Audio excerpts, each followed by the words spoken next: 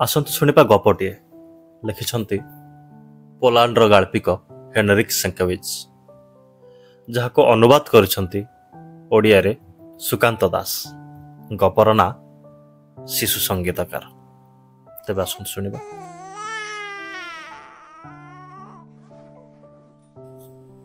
ଯେତେବେଳେ ସେ ଏ ଦୁନିଆକୁ ଆସିଲା ସେତେବେଳେ ସେ ବହୁତ କମଜୋର ଥିଲା ଆଉ ଦୁର୍ବଳ ବି। ପଡ଼ୋଶୀମାନେ ଦୋଳିର ଚାରିପଟେ ଏକାଠି ହୋଇଗଲେ।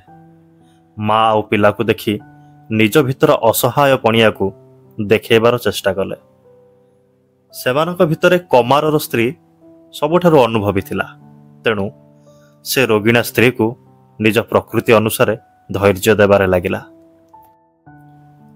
ତୁ ଚୁପଚାପ ଶୋଇ ରହ, ମୁଁ ପବିତ୍ର ମହମବତୀ ଲଗାଉଛି। ତୋ ପାଖରେ ବେଶୀ ସମୟ ନାହିଁ। ଅନ୍ୟ ଦୁନିଆକୁ ଯିବାର ପ୍ରସ୍ତୁତି କର। ଅତି ଉତ୍ତମ ହେବ ଯଦି କେହି ଯାଇ ପାଦ୍ରୀ ମହାଶୟଙ୍କୁ ଅନ୍ତିମ କ୍ରିୟାକର୍ମ ପାଇଁ ଏଠାକୁ ଡାକି ଆଣିପାରିବେ। ଶିଶୁଟିର ମଧ୍ୟ ତୁରନ୍ତ ନାମକରଣ କରିଦିଆଯାଉ, ଅନ୍ୟ ଜଣେ ସ୍ତ୍ରୀ କହିଲା। ମୁଁ ଭାବୁଛି ଯେ ପାଦ୍ରୀ ଆସିବା ପର୍ଯ୍ୟନ୍ତ ଏ ବଞ୍ଚିବ ନାହିଁ। ଉଚିତ ହେବ ଯଥାଶୀଘ୍ର ଏହାର ନାମକରଣ କରିଦିଆଯାଉ, ନଚେତ୍ ଏହାର ନାମବିହୀନ ଆତ୍ମା ଏଠି ସେଠି ଘୁରି ବୁଲିବ ଯେ।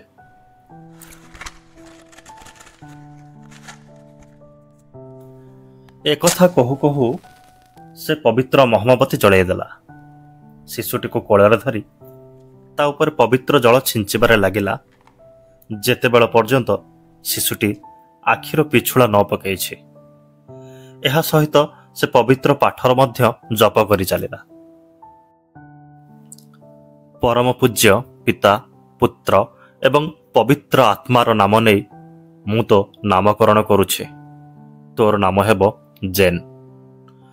ପୁଣି ସେ ମୃତ୍ୟୁ ସମୟରେ କରାଯାଉଥିବା ପ୍ରାର୍ଥନାକୁ ମନେ ପକାଇ ଜଲ୍ଦି ଜଲ୍ଦି କିଛି ଫୁସ୍ଫାସ୍ ହୋଇ ଉଚ୍ଚାରଣ କରିବାକୁ ଲାଗିଲା।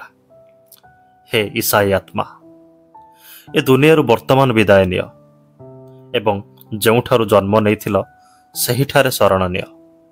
ଆମିନ୍। କିନ୍ତୁ ଏ ଇସାଇ ଆତ୍ମାର ଏ ଦୁନିଆରୁ ବିଦାୟ ନେବାର କୌଣସି ପ୍ରକାର ଉଦ୍ଦେଶ୍ୟ ନଥିଲା। ଓଲଟା ସେ ଜୋର ଜୋର ଲାତ ମାରି କାନ୍ଦିବାକୁ ଲାଗିଲା। ତାର କାନ୍ଦିବାର ସ୍ୱର ଅପେକ୍ଷାକୃତ କ୍ଷୀଣ ଆଉ ମନ୍ଦ ଥିଲା, ଯେମିତି ବିଲେଇ ପିଲା ଧୀରେ ଧୀରେ ମିଆଉଁ ମିଆଉଁ କରୁଛି। ପାଦ୍ରୀଙ୍କୁ ଡକା ହୋଇଥିଲା। ସେ ଆସି ପୂଜାପାଠ କରି ଫେରିଗଲେ। ମରିବା ବଦଳରେ ମା ପୂର୍ଣ୍ଣ ଭାବରେ ସୁସ୍ଥ ସତେଜ ହୋଇଗଲା ଆଉ ସପ୍ତାହକ ଭିତରେ କାମଦାମରେ ଲାଗି ପଡ଼ିଲା। ଶିଶୁଟିର ନିଶ୍ୱାସ ସୂତା ଖିଅରେ ଝୁଲୁଥିଲା। ଲାଗୁଥିଲା ଯେମିତି ସେ ବଡ଼ କଷ୍ଟରେ ନିଶ୍ୱାସ ନେଉଛି। ବହୁତ ଦୁର୍ବଳ ଆଉ କମଜୋର ଯେ ଥିଲା। କିନ୍ତୁ ଯେତେବେଳେ ସେ 4 ବର୍ଷର ହେଲା ସେତେବେଳେ ଦିନେ ଶାରୀଟିଏ ଛାତ ଉପରେ ପିଉ ପିଉ ସ୍ୱରରେ ଗାଇବାରେ ଲାଗିଲା। ପୋଲାଣ୍ଡ ଦେଶର ଲୋକବିଶ୍ୱାସ ଅନୁସାରେ ଏହା ଏକ ଶୁଭ ସଂକେତ। ଏହାପରେ ଶିଶୁଟିର ଅବସ୍ଥା ସୁଧୁରିବାରେ ଲାଗିଲା। ଦିନ ବିତିବାରେ ଲାଗିଲା ଆଉ ସେ 10 ବର୍ଷର ହୋଇଗଲା। କିନ୍ତୁ ସେମିତି ସଦାବେଳେ ଦୁର୍ବଳ, ପତଳା ଆଉ କୋମଳ ରହିଗଲା। ତଳ ଆଡ଼କୁ ନଇଁ ଯାଇଥିବା ଶରୀର, ଭିତରକୁ ପଶି ଯାଇଥିବା ଗାଲ ଏବଂ ସର୍ବୋପରି ତାର କହରା କେଶ, ଯାହା ସଦାବେଳେ ତାର ଉଜ୍ଜ୍ୱଳ ଆଉ ଚମକୁଥିବା ଆଖି ଉପରକୁ ଆସିଯାଇଥାଏ। ସେ ଆଖି ଯୋଡ଼ିକରେ ସଦାବେଳେ ଗୋଟେ ସ୍ୱପ୍ନ ଅଳସ ଭାଙ୍ଗୁଥାଏ। ଆଖିଗୁଡ଼ାକ ସଦାବେଳେ ଦୂରରେ, ବହୁତ ଦୂରରେ ଲାଖି ରହିଥାଏ, ଯେମିତି ସେ ଏମିତି କିଛି ଦେଖିପାରୁଛି ଯାହା ଅନ୍ୟମାନେ ଦେଖିପାରିବେ ନାହିଁ। ଥଣ୍ଡା ଦିନରେ ସେ ଉମ୍ହେଇ ପଛରେ ଜାକିଜୁକି ହୋଇ ବସିପଡ଼େ ଆଉ ଥଣ୍ଡା ସହି ନ ପାରି କାନ୍ଦିବାରେ ଲାଗେ। ସେ ଭୋକରେ ବରାବର ବିଚଳିତ ହୋଇ ପଡ଼ୁଥିଲା, କାରଣ ତା ମା ଅନେକ ସମୟରେ ତା ପାଇଁ ଆଲମାରିରେ କିଛି ଖାଇବା ଜିନିଷ ରଖିପାରୁନଥିଲା। ଗରମ ଦିନରେ ସେ ଖଣ୍ଡେ ଛୋଟ କାଛିଆ ପିନ୍ଧି ଏପଟ ସେପଟ ଦୌଡ଼ୁଥିଲା, ଯୋଉଟା ତା ଅଣ୍ଟାରେ ରୁମାଲରେ ବନ୍ଧା ହୋଇ ରହୁଥିଲା। ମୁଣ୍ଡରେ ଛଣରେ ତିଆରି ଛୋଟ ଟୋପି ପିନ୍ଧୁଥିଲା, ଯାହାର ଛିଦ୍ରରେ ତା କହରା କେଶ ବାହାରକୁ ଦିଶୁଥିଲା। ଉତ୍ସୁକ ଦୃଷ୍ଟିରେ ସେ ପକ୍ଷୀ ଭଳି ଏଠି ସେଠି ଘୁରି ବୁଲୁଥାଏ। ବିଚାରୀ ମା ମଧ୍ୟ କ'ଣ କରିପାରିବ? ବଡ଼ ମୁସ୍କିଲରେ 2 ବେଳାର ରୁଟି ଯୋଗାଡ଼ କରିପାରୁଥିଲା। ହଁ, ଜେନ୍କୁ ସେ ଅତ୍ୟଧିକ ସ୍ନେହ ଆଦର କରୁଥିଲେ ମଧ୍ୟ ମାଡ଼ ବି ମାରୁଥିଲା। ପ୍ରାୟ ସମୟ ତାକୁ ଚେଞ୍ଜଲିଙ୍ଗ ବୋଲି ଡାକୁଥିଲା। ଯେତେବେଳେ ସେ ମାତ୍ର 8 ବର୍ଷର ଥିଲା ସେତେବେଳଠୁ ସେ ନିଜର ଦେଖାଶୁଣା ଆରମ୍ଭ କରିଦେଇଥିଲା। କେତେବେଳେ ମେଣ୍ଢା ଚରାଇବାକୁ ଯାଏ ତ କେତେବେଳେ ଜଙ୍ଗଲରେ ଛତୁ ସନ୍ଧାନ କରିବାକୁ ଯାଏ। ଯେତେବେଳେ ଘରେ କିଛି ଖାଇବାକୁ ନଥାଏ, ଭଗବାନଙ୍କର ଇଚ୍ଛା। ଜଙ୍ଗଲରେ ଥିବା ସମୟରେ ସେ କେବେ ମଧ୍ୟ ଜଙ୍ଗଲୀ ଜନ୍ତୁମାନଙ୍କ ହାବୁଡ଼ରେ ପଡ଼ିନଥିଲା। ସେ କଥାବାର୍ତ୍ତା କଲାବେଳେ ଗାଉଁଲି ପିଲାମାନଙ୍କ ଭଳି ମୁହଁରେ ଆଙ୍ଗୁଠି ରଖି କଥା ହେଉଥିଲା। ତାକୁ ଦେଖି ପଡ଼ୋଶୀମାନେ ଭବିଷ୍ୟବାଣୀ କରୁଥିଲେ, ଏ ପିଲା ବେଶୀ ଦିନ ବଞ୍ଚିପାରିବ ନାହିଁ। ଯଦି ଜୀବିତ ରହିଗଲା ତେବେ ନିଜ ମାଆକୁ ମଧ୍ୟ କେବେ ସୁଖ ଦେଇପାରିବ ନାହିଁ, କାରଣ ତା ଶରୀର ମଧ୍ୟ କେବେ ଏତେ ଉପଯୁକ୍ତ ହେବ ନାହିଁ ଯାହାଦ୍ୱାରା ସେ କଠିନ ପରିଶ୍ରମ କରିପାରିବ। ହେଲେ ତା ଭିତରେ ଏକ ଅଦ୍ଭୁତ ଗୁଣ ଥିଲା। ପ୍ରକୃତିର ଜଣା ନାହିଁ କେମିତିକା ଲୀଳା ଥିଲା କି ସେ ତାକୁ ଏକ ଆଶ୍ଚର୍ଯ୍ୟଜନକ ଗୁଣ ପ୍ରଦାନ କରିଥିଲା। ସଙ୍ଗୀତ ସହ ତାର ଅଫୁରନ୍ତ ପ୍ରେମ ତାର ପାଗଳାମି ଥିଲା। ସବୁ ପ୍ରକାର ଶବ୍ଦରେ ତାକୁ ସଙ୍ଗୀତ ଶୁଣାଯାଉଥିଲା। ସବୁ ଶବ୍ଦକୁ ସେ ଗଭୀର ଭାବରେ ଶୁଣୁଥିଲେ ମଧ୍ୟ ଯେତେ ଯେତେ ସେ ବଡ଼ ହେବାରେ ଲାଗିଲା, ତାଳ ଆଉ ଲୟରେ ତାର ସେତେ ଅଧିକ ରୁଚି ବଢ଼ିବାରେ ଲାଗିଲା। ସେ ଛେଳି ମେଣ୍ଢା ଚରାଇବାକୁ ଯାଉ କି ସାଙ୍ଗମାନଙ୍କ ସହ ଜଙ୍ଗଲରେ ବରକୋଳି ତୋଳିବାକୁ ଯାଉ, ଖାଲି ହାତରେ ଘରକୁ ଫେରୁଥିଲା ଆଉ ଖନେଇ ଖନେଇ ମାକୁ କହୁଥିଲା, ଏ ମା, କେତେ ସୁନ୍ଦର ସଙ୍ଗୀତ ଥିଲା ନା, ଲା ଲା ଲା ଲା ଲା। ଚାଲ ଯା ମାଙ୍କଡ଼ କୋଠିକାର, ଏଇନା ମୁଁ ତ ବାଜା ବଜଉଛି ରହ, ନା କାମର ନା ଦାମର। ତା ମା ରାଗରେ ଚିତ୍କାର କରନ୍ତି ଆଉ କରଚୁଲିରେ ତାକୁ ପିଟି ପକାନ୍ତି। ବିଚରା ଛୋଟ ବାଳକଟି ଜୋରରେ କାନ୍ଦି ଉଠେ ଆଉ କେବେ ସଙ୍ଗୀତ ନ ଶୁଣିବାର ରାଣ ଖାଏ। କିନ୍ତୁ ତା ମନ ସଦାବେଳେ ସେଇ ଜଙ୍ଗଲ ଆଡ଼କୁ ଚାଲିଯାଏ। ସେ ଭାବୁଥାଏ ଯେ କେତେ ମଧୁର ସ୍ୱର ସେଠି ଅଛି, ଯାହାର ଗୁଞ୍ଜରଣ ସଦାବେଳେ ଉଠୁଛି, ପୁରା ଜଙ୍ଗଲଟା ଗାଉଛି, ଯାହାର ପ୍ରତିଧ୍ୱନିରେ ସାରା ଜଙ୍ଗଲଟା ଧ୍ୱନିମୟ ହୋଇଯାଉଛି। ପଡ଼ିଆର ଘାସପତ୍ର ମଧ୍ୟ ଗାଆନ୍ତି। ଘର ପଛରେ ଥିବା ଗଛରେ ଚଢ଼େଇମାନେ ମଧ୍ୟ ଚୁଁ ଚୁଁ କରନ୍ତି। ଚେରି ଗଛ ଗୁଡ଼ାକ ସର ସର ହୋଇ କମ୍ପି ଯାଆନ୍ତି। ସଞ୍ଜ ନଇଁଗଲେ ତାକୁ ସବୁ ପ୍ରକାର ସ୍ୱର ଶୁଣାଯାଏ। ଗାଁ ଗହଳିରେ ଶୁଣାଯାଉଥିବା ଏକକୁ ଆରେକ ଭଳି ସ୍ୱର ତା ମାନସ ପଟରେ ବାଜି ଉଠେ। ଲାଗେ ଯେମିତି ସମସ୍ତ ଗ୍ରାମ ଭିତରୁ ଏକ ସଙ୍ଗୀତମୟ ସ୍ୱରର ଲହରୀ ଉଠୁଛି। ତାର ସାଙ୍ଗସାଥୀ ଆଶ୍ଚର୍ଯ୍ୟ ହୁଅନ୍ତି, କାହିଁକି ନା ସେମାନଙ୍କୁ ତ ଏମିତି ସ୍ୱର ଶୁଣାଯାଉ ନାହିଁ। କାମ ସମୟରେ ସେ ଯେତେବେଳେ କ୍ଷେତରୁ ଶୁଖିଲା ଘାସ ସଫା କରିବାକୁ ଯାଏ, ସେତେବେଳେ ସେ ପବନର ସର ସର ଶବ୍ଦରେ ହଜିଯାଏ। ଦୂରରେ ଛିଡ଼ା ହୋଇଥିବା ନିରୀକ୍ଷକ ତାକୁ ଯେତେବେଳେ ଏମିତି ପଛକୁ କେଶରାଶି ପକାଇ ହଜିଯାଇଥିବା ଅବସ୍ଥାରେ ଦେଖେ, ସେତେବେଳେ ସେ ଚାବୁକ ଉଠାଇ ତାକୁ 2-3 ଡାକ ମାରେ, କାହିଁକି ନା ସେ ଏମିତି ସ୍ୱପ୍ନଦ୍ରଷ୍ଟାରୁ ବାସ୍ତବକୁ ଫେରି ଆସିବ। କିନ୍ତୁ ସବୁ ବେକାର। ଶେଷରେ ପଡ଼ୋଶୀମାନେ ତା ନାମ ରଖିଲେ ସଙ୍ଗୀତକାର ଜଙ୍କ।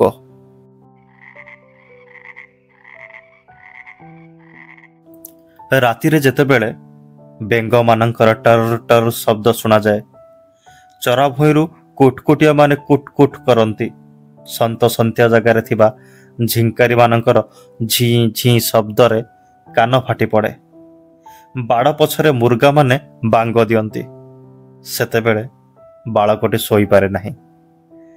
ତା ମନ ଚରମ ଆନନ୍ଦରେ ଅନୁଭୂତିରେ ଭରିଯାଏ ଆଉ ଏଇ ସ୍ୱରର ମିଠା ଶବ୍ଦରେ ହଜିଯାଏ। ତାକୁ ଏ ସମସ୍ତ ମିଶାମିଶି ସ୍ୱରରେ ଏକ ଅଦ୍ଭୁତ ସୁର ସଙ୍ଗୀତ ଶୁଣାଯାଏ। ଏଇଟା ଭଲ କଥା ଥିଲା ଯେ ତା ମା ତାକୁ ଗିର୍ଜା ଘରକୁ ନିଅନ୍ତି ନାହିଁ, କାହିଁକି ନା ସେଠି ଯେତେବେଳେ ବାଦ୍ୟଯନ୍ତ୍ର ଆଉ ଘଣ୍ଟିର ଝଙ୍କାର ଝଙ୍କୁରିତ ହୁଏ, ସେତେବେଳେ ବାଳକଟିର ଆଖି ଝାପ୍ସା ଆଉ ଓଦା ହେଇଯାଏ।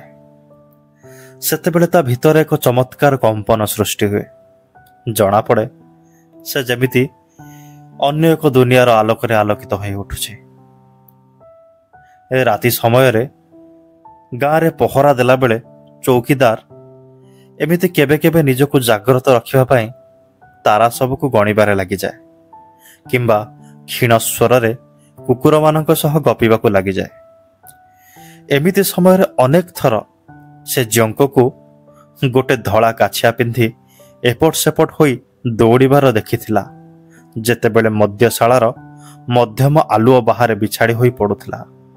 ହେଲେ ସେ ବାଳକ କେବେ ମଧ୍ୟ ମଦ୍ୟଶାଳା ଭିତରକୁ ଯାଉନଥିଲା। ସେ ପାଚେରୀକୁ ଲାଗିକରି ବସିପଡ଼ି ଭିତରେ ବାଜୁଥିବା ସଙ୍ଗୀତ ଶୁଣିବାକୁ ଚେଷ୍ଟା କରୁଥିଲା।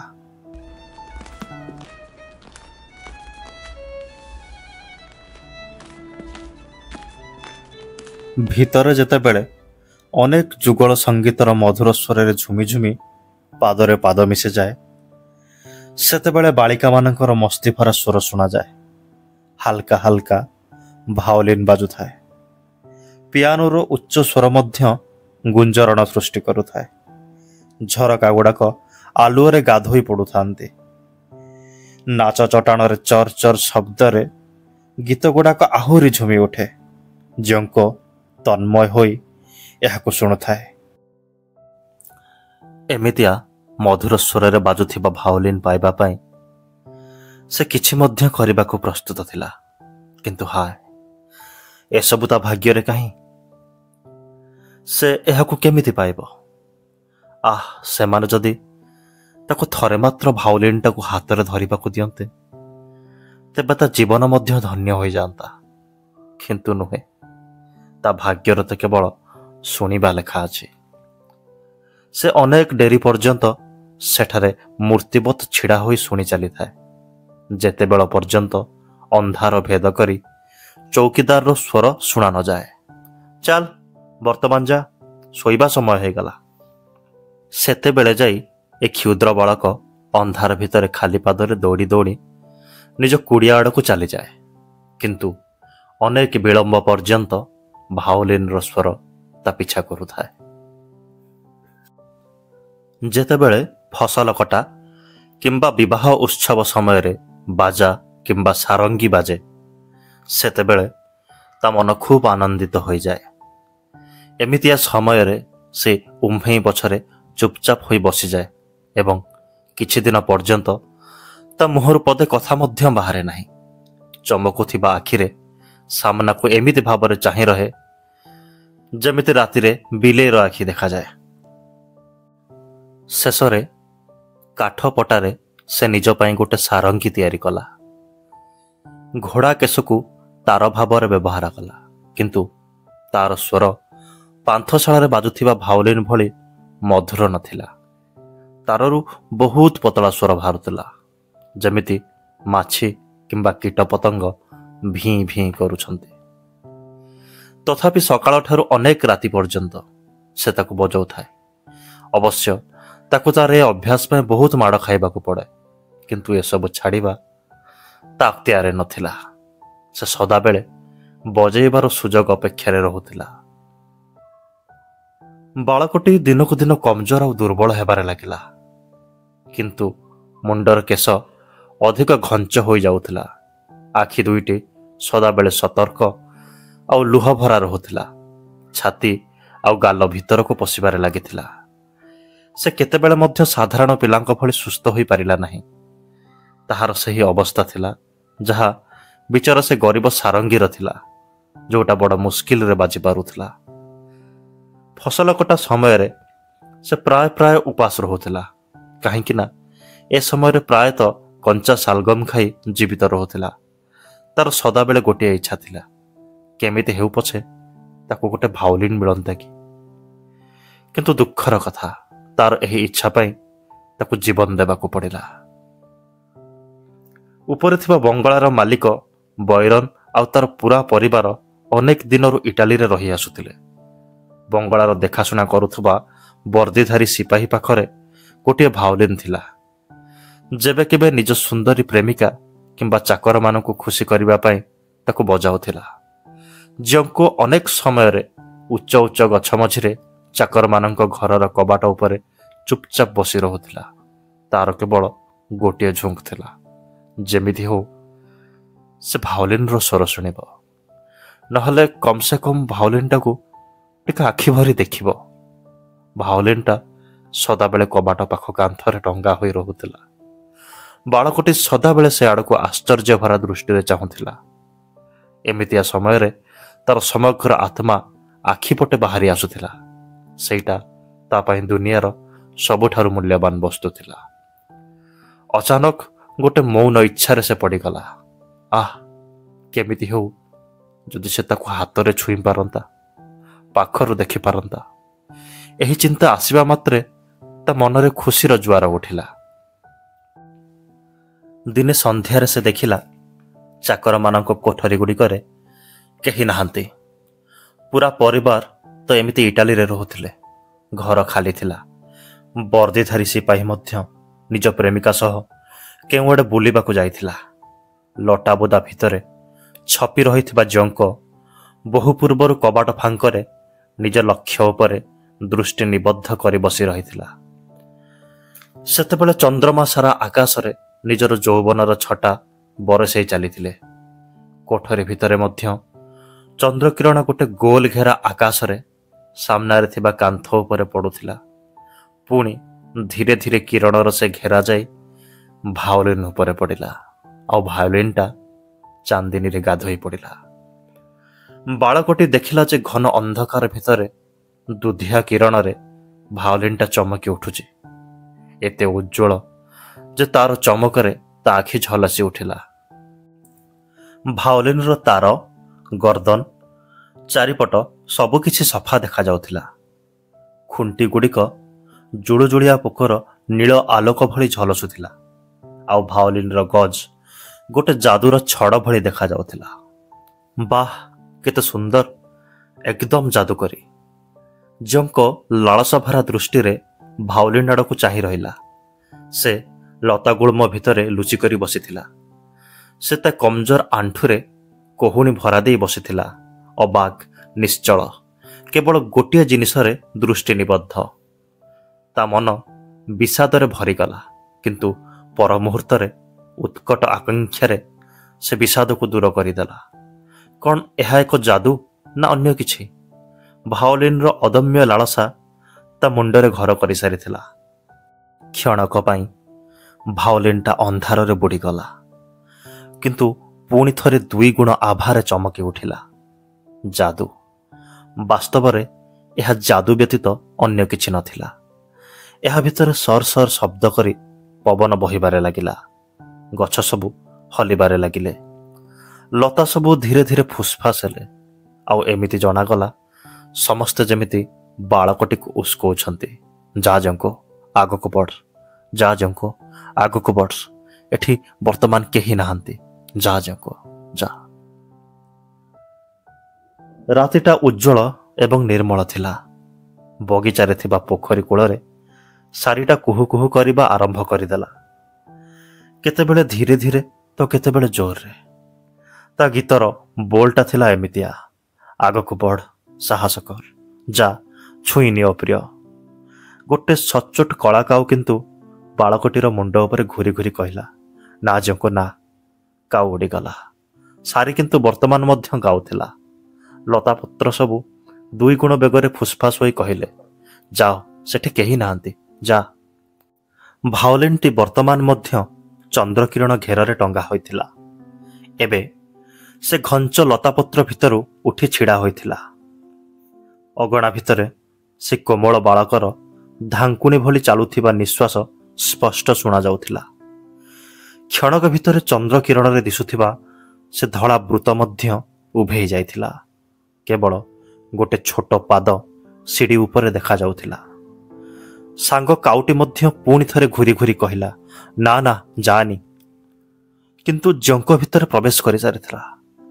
ପୋଖରୀ ଭିତରେ ବେଙ୍ଗମାନେ ଅଚାନକ ଟର ଟର କରିବାରେ ଲାଗିଲେ। ଏମିତି ଜଣାପଡ଼ିଲା ଯେମିତି ସେମାନଙ୍କୁ କିଏ ଡରେଇ ଦେଇଛି। ପୁଣି ଅଚାନକ ଶାନ୍ତ ପଡ଼ିଗଲେ। ଶାରୀ ମଧ୍ୟ ଗୀତ ଗାଇବା ବନ୍ଦ କରିଦେଲା। ଲତାପତ୍ର ମଧ୍ୟ ଫୁସଫାସ ହେବା ବନ୍ଦ କରିଦେଲେ। ଏହା ମଧ୍ୟରେ ଜଙ୍କ ମଧ୍ୟ ନିଜ ଲକ୍ଷ୍ୟସ୍ଥଳ ପାଖରେ ପହଞ୍ଚି ସାରିଥିଲା। କିନ୍ତୁ ଭୟ ତାକୁ ଜାବୁଡ଼ି ଧରିଥିଲା। ଘର ଭିତରେ ଲତାଗୁଡ଼ିକର ଛାଇ ପଡ଼ୁଥିଲା। ଏମିତିଆ ଉହାଡ଼ ଭିତରେ ସେ ଗୋଟେ ଜଙ୍ଗଲୀ ଜୀବ ଭଳି ଦିଶୁଥିଲା। ସେ ଶୀଘ୍ର ଚାଲୁଥିଲା, କିନ୍ତୁ ତାର ନିଶ୍ୱାସ ଧୀରେ ଧୀରେ ଚାଲୁଥିଲେ। ଗରମ ଦିନର ବିଜୁଳି ଯେତେବେଳେ ଚକମକ ହୋଇ ପୂର୍ବରୁ ପଶ୍ଚିମ ଆଡ଼କୁ ଝଲସେଇ ଦେଲା, ସେତେବେଳେ କ୍ଷଣକ ପାଇଁ ପୁରା ବଖରାଟି ଆଲୋକିତ ହୋଇ ଉଠିଲା। ସେହି କ୍ଷଣରେ ଦୁଇ ହାତ ଦୁଇ ପାଦରେ ତଳକୁ ଝୁଙ୍କି ରହିଥିବା ଜଙ୍କର ଶରୀର ଥରୁଥିବାର ଦେଖାଗଲା। ଭାଉଲିନ୍ ପାଖରେ ମୁଣ୍ଡ ଆଗକୁ ବଢ଼ାଇ ସେ ଚକା ପକାଇ ବସି ରହିଲା। ପୁଣି ବିଜୁଳି ମାରିବା ବନ୍ଦ ହୋଇଗଲା। ଚନ୍ଦ୍ରମାକୁ ବାଦଲ ସବୁ ଢାଙ୍କି ଦେଲେ। ଚାରିଆଡ଼େ ନିସ୍ତବ୍ଧତା ଦେଖାଗଲା। କିଛି ସମୟ ପରେ ଅନ୍ଧାର ଭିତରୁ କ୍ଷୀଣ କ୍ରନ୍ଦନ ଭଳି ସ୍ୱର ଶୁଣାଗଲା, ସତେ ଯେପରି କେହି ଅଜାଣତରେ ଭାଓଲିନ୍ର ତାର ଛୁଇଁ ଦେଇଛି। ସେହି ସମୟରେ କୋଠରୀର କୋଣରୁ କର୍କଶ କିନ୍ତୁ ଗମ୍ଭୀର ସ୍ୱର ଶୁଣାଗଲା, କିଏ ସେଠାରେ, କିଏ ସେଠାରେ? କାନ୍ଥରେ ଦିଆସିଲି କାଠି ଘଷା ହେବାର ଶବ୍ଦ ଶୁଣାଗଲା। ଏକାଥରେ ଘର ଭିତର ଆଲୋକରେ ଲହରୀ ଖେଳିଗଲା। ଆଉ ତାପରେ ମରିଗଲି ଛାଡ଼ିଦିଅ। ଗାଳି, ମୁକ୍କା, ଘୁଷାର ବର୍ଷାର ହେବାକୁ ଲାଗିଲା। ବାଳକଟି କାନ୍ଦିବାରେ ଲାଗିଲା। କୋହ ଉଠେଇ କାକୁତି ମିନତି ହୋଇ କହିବାରେ ଲାଗିଲା, ଈଶ୍ୱରଙ୍କ ପାଇଁ ମୋତେ ଛାଡ଼ିଦିଅ, ଈଶ୍ୱରଙ୍କ ପାଇଁ ମୋତେ ଛାଡ଼ିଦିଅ। କୁକୁର ଭୁକିବା, ଆଲୁଅ ଧରି ଲୋକମାନଙ୍କର ଧାଁ ଧପଡ଼ ହେବା ଆରମ୍ଭ ହୋଇଗଲା। ପୁରା ଘରଟା କୋଳାହଳମୟ ହୋଇଗଲା। 2 ଦିନ ପରେ ଅଭାଗା ଜଙ୍କ ମାଜିଷ୍ଟ୍ରେଟଙ୍କ ସାମ୍ନାରେ ଛିଡ଼ା ହୋଇଥିଲା। କ'ଣ ଚୋରି କରିବା ଅପରାଧରେ ତା ଉପରେ ମକଦ୍ଦମା ଚଳା ହେବ? ହଁ, ନିଃସନ୍ଦେହ। ନ୍ୟାୟାଧୀଶ ଆଉ ଘର ମାଲିକ ଦୁହେଁ କାଠଗଡ଼ାରେ ଛିଡ଼ା ହୋଇଥିବା ଅପରାଧୀ ଆଡ଼େ ଚାହିଁଲେ। ମୁହଁରେ ଆଙ୍ଗୁଠି ଢିରା ଦେଇ ଭୟଭୀତ ଆଖିରେ ଅତ୍ୟଧିକ ଦୁର୍ବଳ, ଛୋଟ, ଅପରିଷ୍କାର, କ୍ଷତଚିହ୍ନ ଭରା ଶରୀର ନେଇ ସେ ବାଳକଟି ଚୁପଚାପ ଛିଡ଼ା। ଏକଥା ସେ ବିଲକୁଲ ଜାଣିପାରୁନଥିଲା ଯେ ତାକୁ ଏଠାକୁ କାହିଁକି ଆଉ କେମିତି ଅଣାଯାଇଛି, ଆଉ ଏମାନେ ତା ସହିତ କ'ଣ କରିବେ। ନ୍ୟାୟାଧୀଶ ଚିନ୍ତାରେ ପଡ଼ିଗଲେ କି ଏତେ ଦୁର୍ବଳ, ମାତ୍ର 10 ବର୍ଷ ବୟସରେ ଅଭାଗାକୁ କି ଦଣ୍ଡ ଦିଆଯାଇପାରିବ? ଏମିତି ମଧ୍ୟ ପିଲାମାନଙ୍କ ସହ ନିର୍ଦ୍ଦୟ ବ୍ୟବହାର କରାଯାଇପାରିବ ନାହିଁ। କ'ଣ ଏକଥା ଭଲ ହେବ ନାହିଁ ଯେ ଚୌକିଦାର ଏହାକୁ ନେଇ ଟିକେ ଦଣ୍ଡ ଦେଇ ଛାଡ଼ିଦେବ, ଯାହାଫଳରେ ଏ ପୁଣି ଥରେ ଚୋରି କରିବାର ସାହସ କରିବ ନାହିଁ ଏବଂ ତାକୁ ଶିକ୍ଷା ମଧ୍ୟ ମିଳିଯିବ। ଏମିତି ମାମଲାଟା ସମ୍ଭାଳି ହୋଇଯିବ। ହଁ, ଏଇଟା ଭଲ ପ୍ରସ୍ତାବ। ଚୌକିଦାରକୁ ଡକା ହେଲା। ଏହାକୁ ନେଇଯାଅ, ଚେତାବନୀ ପାଇଁ ବେତରେ ପିଟି ଛାଡ଼ିଦିଅ। ମୋଟା ବୁଦ୍ଧିଆ ଚୌକିଦାର ସମ୍ମତିରେ ମୁଣ୍ଡ ହଲେଇଲା। ଜଙ୍କକୁ ସେ ବିରାଡ଼ି ପିଲା ଭଳି କାଖରେ ଜାକି ଘୋଡ଼ାଶାଳକୁ ନେଇଗଲା। ହୁଏତ ବାଳକଟି କିଛି ବୁଝିପାରୁନଥିଲା, ଅଥବା ଏତେ ପରିମାଣରେ ଭୟଭୀତ ହୋଇ ପଡ଼ିଥିଲା ଯେ ସେ ମୁହଁ ଖୋଲି କିଛି କହିଲା ନାହିଁ। ମାମଲା ଯାହା ହେଉନା କାହିଁକି, ମୁହଁରୁ ଗୋଟିଏ ମଧ୍ୟ ଶବ୍ଦ ବାହାରିଲା ନାହିଁ। ଭୀତତ୍ରସ୍ତ ଛୋଟ ଚଢ଼େଇଟିଏ ଭଳି କେବଳ ଚାରିପଟକୁ ଚାହିଁବାରେ ଲାଗିଲା। ତାକୁ ସେତେବେଳେ ଯାଇ ଅନୁଭବ ହେଲା ଯେତେବେଳେ ଚୌକିଦାର ତାକୁ ତଳେ ଚଟାଣରେ ପକାଇଦେଲା ଏବଂ 2 ହାତକୁ ବାନ୍ଧି ପକାଇ ନିର୍ଦ୍ଦୟ ଭାବରେ ବେତରେ ପିଟିବାକୁ ଲାଗିଲା। ବିଚରା ଜଙ୍କ ଚିତ୍କାର କରିବାରେ ଲାଗିଲା। ତା ମୁହଁରୁ ବାହାରିଲା, ମା ମା ମା। ପ୍ରତ୍ୟେକ ପ୍ରହାରରେ ତାର ସ୍ୱର କ୍ଷୀଣ ହେବାରେ ଲାଗିଲା। କିଛି ସମୟ ପରେ ସେ ଚୁପ୍ ହୋଇଗଲା। ତାପରେ ତାର ମା ଡାକିବା ବନ୍ଦ ହୋଇଗଲା। ବିଚରା ଭଙ୍ଗା ଭାଓଲିନ୍। କ୍ରୁର ଚୌକିଦାରଟା ବଡ଼ ନିର୍ମମ ଭାବରେ ପିଲାଟାକୁ ବେତ୍ରାଘାତ କରିଥିଲା। ଏମିତି ମଧ୍ୟ ଅଭାଗା ଶିଶୁ ଜଙ୍କ ସଦାବେଳେ ଦୁର୍ବଳ, ପତଳା ଏବଂ କମଜୋର ପିଲା ଥିଲା। ବଡ଼ କଷ୍ଟରେ ନିଶ୍ୱାସ ନେଉଥିଲା। ଶେଷରେ ତା ମା ଆସି ପିଲାଟାକୁ ନିଜ ସହିତ ନେଇଗଲା, କିନ୍ତୁ ତାକୁ କୋଳରେ ଧରି ନେବାକୁ ପଡ଼ିଲା। ପରଦିନ ଜଙ୍କ ଉଠିପାରିଲା ନାହିଁ। ତୃତୀୟ ଦିନ ସେ ଶେଷ ନିଶ୍ୱାସ ନେଲା। ଘୋଡ଼ା ଜିନ୍ର କପଡ଼ାରେ ଢଙ୍କା ହୋଇଥିବା ବିଛଣାରେ ସେ ସବୁଦିନ ପାଇଁ ନିଦରେ ଶୋଇଗଲା। ଯେତେବେଳେ ସେ ଏମିତି ଭାବରେ ମୃତ୍ୟୁ ଶଯ୍ୟାରେ ଥିଲା, ସେତେବେଳେ ଝରକା ପାଖରେ ଥିବା ଚେରି ଗଛରେ ଆବାବଳି ପକ୍ଷୀମାନଙ୍କର ଦଳ ଚେଁ ଚାଁ କରିବାରେ ଲାଗିଲା। ସୂର୍ଯ୍ୟଙ୍କର କିରଣ ଭିତରକୁ ଉଙ୍କି ମାରି ଦେଖିବାର ଚେଷ୍ଟା କଲା ଏବଂ ବାଳକର କେଶଗୁଚ୍ଛ ଆଉ ରକ୍ତହୀନ ଶୁଖିଲା ଶରୀର ଚାରିପଟେ ଏକ ଜ୍ୟୋତିପୁଞ୍ଜ ଜାଜୁଲ୍ୟମାନ ହେଲା। ଲାଗିଲା ଯେମିତି ସୂର୍ଯ୍ୟ କିରଣ ଏହି ଛୋଟ ବାଳକର ଆତ୍ମାକୁ ସ୍ୱର୍ଗ ନେଇଯିବାର ରାସ୍ତା ତିଆରି କରୁଛି। ଏମିତିଆ ଦୁର୍ଭାଗା ବାଳକକୁ ଅତି କମ୍ରେ ମୃତ୍ୟୁର ଏହି କ୍ଷଣରେ ସୂର୍ଯ୍ୟଙ୍କର କିରଣ ଭରା ଏକ ପବିତ୍ର ମାର୍ଗ ପ୍ରାପ୍ତ ହୋଇଥିଲା। ନହେଲେ ଜୀବନର ଶେଷ ପର୍ଯ୍ୟାୟ ପର୍ଯ୍ୟନ୍ତ ତାକୁ କଣ୍ଟାଭରା ରାସ୍ତାରେ ଚାଲିବାକୁ ପଡ଼ିଥାନ୍ତା। ତାର ଜୀବନହୀନ ଛାତି ବର୍ତ୍ତମାନ ମଧ୍ୟ ହାଲକା ହାଲକା ଥରୁଥିଲା। ବାଳକଟେ ବର୍ତ୍ତମାନ ପର୍ଯ୍ୟନ୍ତ ମଧ୍ୟ ବାହାର ଦୁନିଆର ଶବ୍ଦ ପ୍ରତି ଆକର୍ଷିତ ଥିଲା, ଯାହା ଝରକା ମାଧ୍ୟମରେ ଭିତରକୁ ଆସୁଥିଲା। ସନ୍ଧ୍ୟା ସମୟ ଥିଲା। କ୍ଷେତ କାମ ଶେଷ କରି ବାଳିକାମାନେ ଘରକୁ ଫେରୁଥିଲେ ଏବଂ ଗୀତ ଗାଉଥିଲେ। ପାଖ ନଦୀର କଳକଳ ସ୍ୱର ଶୁଣାଯାଉଥିଲା। ଜଙ୍କ ଶେଷ ଥର ପାଇଁ ପଲ୍ଲୀ ଗୀତ ଶୁଣିଲା। ଘୋଡ଼ାଜିନ୍ର କପଡ଼ା ଉପରେ ସେହି ସାରଙ୍ଗୀଟା ମଧ୍ୟ ରଖା ହୋଇଥିଲା, ଯେଉଁଟା ସେ କାଠପଟାରେ ତିଆରି କରିଥିଲା। ମରଣାସନ୍ନ ବାଳକର ଚେହେରା ହଠାତ୍ ଚମକି ଉଠିଲା।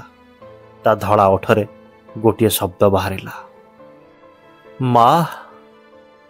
କଥା କ'ଣ ମୋ ରଙ୍କ ରତନ? ମା ପଚାରିଲେ, କିନ୍ତୁ ତା ସ୍ୱର ସକେଇକି କାନ୍ଦିବା ଭିତରେ ହଜିଗଲା।